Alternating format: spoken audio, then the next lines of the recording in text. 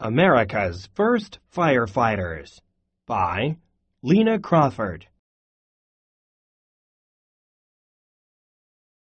Life in America long ago.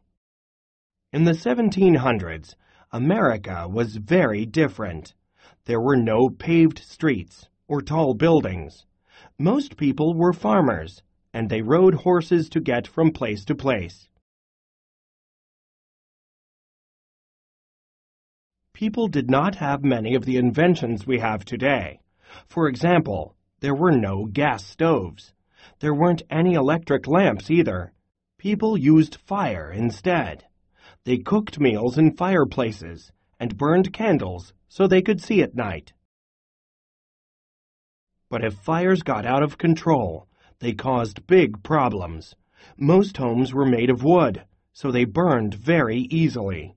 Most homes were also close together, so fires could move quickly from one house to another. People needed to do something to protect themselves and their homes. Fighting fires then. The city of Boston was the first to take action. People there bought a fire engine designed in England.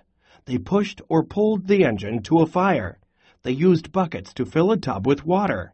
Then they pumped the engine to push the water from the tub into a hose. Finally, water sprayed out of the hose. It was a lot of work. Benjamin Franklin. People in Boston also picked some men to work as firefighters. Benjamin Franklin decided to do something even better in the city of Philadelphia. Franklin formed a fire brigade, or team, with 30 men. They practiced putting out fires and talked about fire safety. As a result, they were well prepared to fight fires. When fires broke out, people rang bells and shouted for help. The brigade had its own engine that could be pulled to fires. They used horses to pull the engine to the fire as fast as possible. The firefighters also carried buckets that they filled with water from nearby wells. Then they threw the water at the fire. Leather bucket. Union Fire Company marker. Benjamin Franklin's brigade was called the Union Fire Company. It was the country's first fire department. It was also one of Franklin's greatest accomplishments. The Union Fire Company achieved a lot of success. Philadelphia became much safer, so other cities soon followed its example.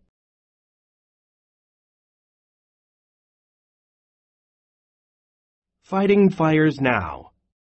Firefighting has changed a lot since those early days. Now firefighters use all kinds of equipment. They ride in trucks instead of on horses.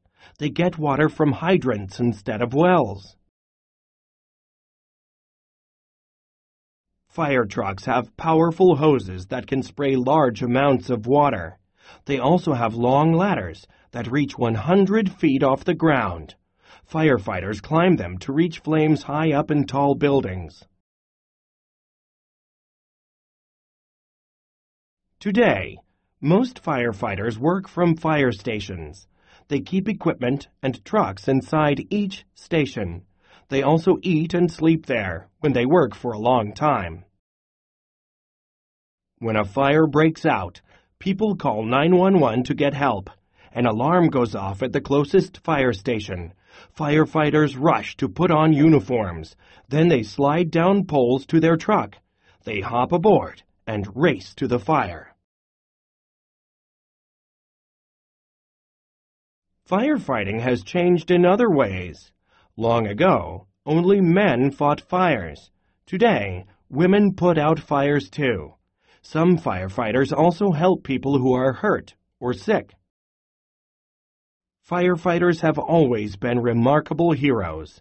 People have written articles and stories about how brave firefighters are. They have even composed songs and made statues in honor of firefighters. How do you think firefighting will change in the future? What kinds of uniforms will firefighters wear? Maybe fire trucks will fly one day. That will help firefighters save even more lives. Responding. Target skill. Compare and contrast. How does firefighting long ago compare to firefighting now? Copy and complete this diagram. Write about it. Text to world. Do you think firefighters should ride on horses or in trucks? Write a paragraph that explains your opinion. Be sure to use opinion words and phrases such as should, I think, I feel, and so on.